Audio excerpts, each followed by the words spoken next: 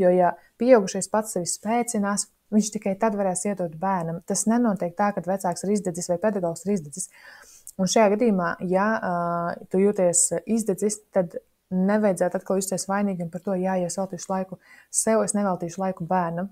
Jā, bet kā izdedzis cilvēks, tu nedod nekādu labumu arī bērnam šajā situācijā. Tāpēc, ja tev ir nepieciešams laiks sev, tas ir jāvelta sev, un bērns būs tikai no tā ieguvējs, kad pieaugušais atgriezīsies mentāli vesels un tāds apmierināts par sevi, un viņš arī citādāk, tad, kad tas prāts mentāli ir tāds stabilāks, visam citādāk izskatās gan bērns, gan tā uzvedība. Tāpēc ir ļoti, ļoti svarīgi, tas ir kā akūti svarīgi par sevi parūpēties. Un tad, kad mums pašiem šī mentāla veselība ir tāda stabila, tad arī mēs labāk varam redzēt bērnu un arī reaģēt uz bērnu šīm vajadzībām. Tad, kad mēs runājam par disciplīnu, ir jāatcerās un robežām, ka mēs mācam.